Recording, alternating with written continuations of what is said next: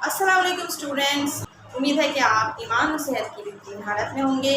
हम एक्सरसाइज 1.2 के question number 2 को तक सॉल्व कर चुके हैं। आज हमने एक्सरसाइज 1.2 का क्वेश्चन नंबर 3 सॉल्व करना है, जिसके लिए बहुत ही ज़रूरी है कि आप पहले डिस्क्रिप्शन बॉक्स में जाकर properties of inequality of real numbers की वीडियो ज़रूर देखें।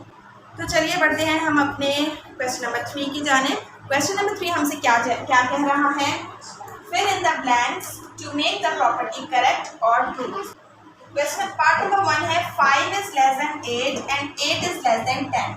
तो आप ये ब्लैंक्स दोनों फिल करें।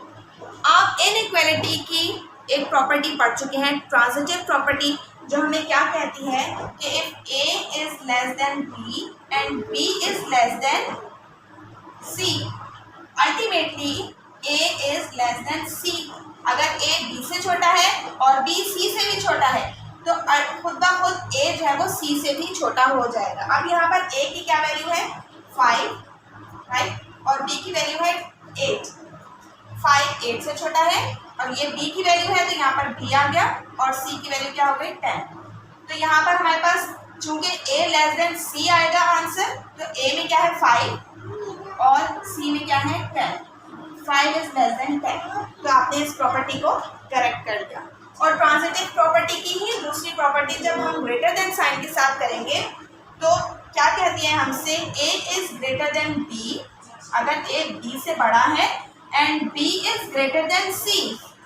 अगर a b से बड़ा है और b c से बड़ा है तो अल्टीमेटली a जो है वो c से भी बड़ा हो जाएगा। यहाँ पर a की वैल्यू क्या है 10, राइट, और b की वैल्यू क्या है 8। 10 इज ग्रेटर देन 8, b की वैल्यू क्या है 8, ये b हो गया, और ये क्या है c। a is greater than b and b is greater than c, तो a is greater than c।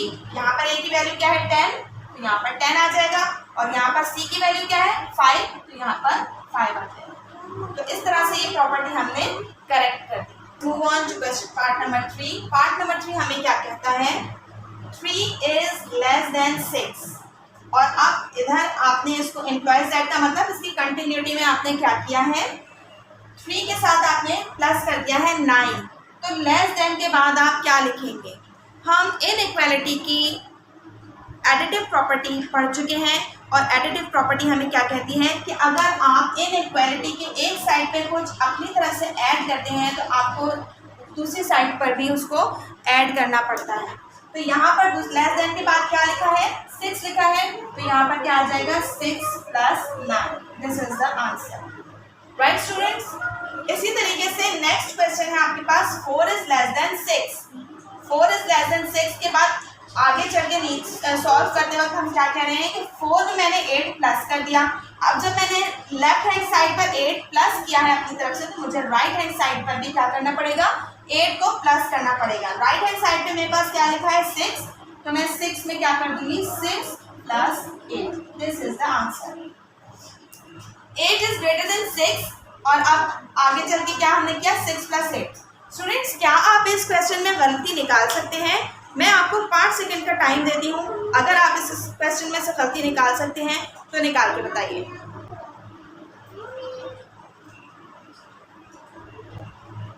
Right, अगर आपने गलती निकालनी है तो बहुत अच्छी बात है, और अगर नहीं निकाली तो मैं आपको बता दूँ। देखिए स्टूडेंट्स, यहाँ पर लिखा है राइट हैंड साइड पे 8, जबकि यहाँ पर इन्होंने क्या दिया है बुक में, यहाँ पर 6 लिखा, जो कि गलती है। इसको आपने क्या करना है 8 कर देना है। Now this is the correct form, यानी राइट हैंड साइड पे 8 लिखा है और अब 8 में 8 प्लस कर दिया गया है।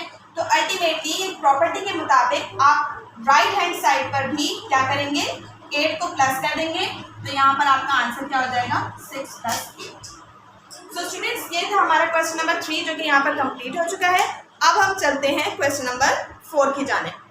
राइट स्टूडेंट्स, क्वेश्चन नंबर 4 हमसे क्या कहता है, fill in the blanks to make the property correct. हमने दोबारा से वही करना है कि आप फिल इन द ब्लैंक्स करके बताना है, वो ब्लैंक्स ऐसे ब्लैंक्स फिल करनी है कि प्रॉपर्टी हमारी करेक्ट हो जाए।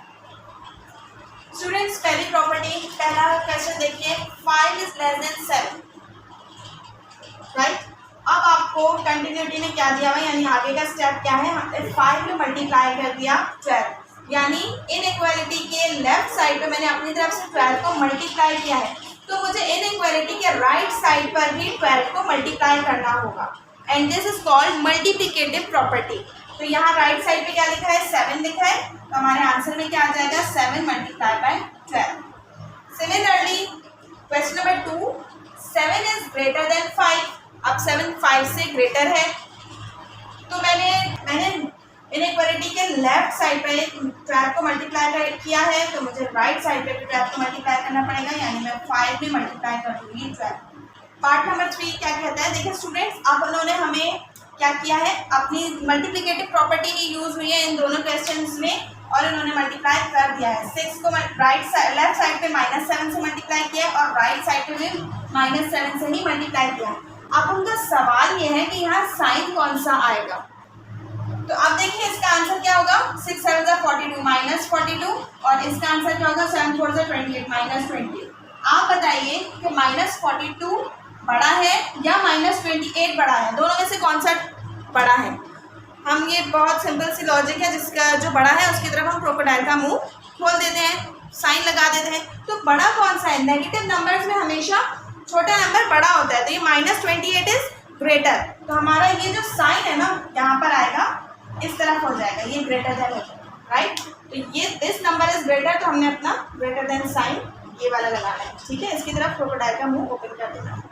बिल्कुल इसी तरीके से पार्ट नंबर 4 है, 2 इज लेस देन 8, यहाँ लेस देन का साइन लगा हुआ है। अब इन्होंने इनइक्वालिटी के दोनों तरफ क्या मल्टीप्लाई कर दिया, -4, तो अब यहाँ पर कौन सा साइन आएगा, 4 2 8 -8 and -32, which number is greater, जो छोटा नंबर है नेगेटिव नंबर्स में वो बड़ा होता है, तो ये वाला नंबर बड़ा है, हम क्रोकोडाइल का माउथ इस तरफ खोल देंगे, राइट। तो ये जो साइंस है हमारे पास आंसर में ये ऑल्टरनेट हो जाएंगे। तो आपने इस तरह के क्वेश्चंस को थोड़ा सा सोच समझ के करना है जब आपको साइन पुट करना हो। सो स्टूडेंट्स, ये क्वेश्चन नंबर 4 था, यहाँ पर हमारे क्वेश्चन नंबर 3 और 4 कंप्लीट हो गया। अपना रखिएगा ढेर सारा ख्याल, मेरे चैनल को लाइक और सब्सक्राइब और शेयर ज़रूर करिएगा। मिलते हैं नेक्स्ट वीडियो में क्वेश्चन नंबर 5 के साथ। अल्लाह हाफिज़।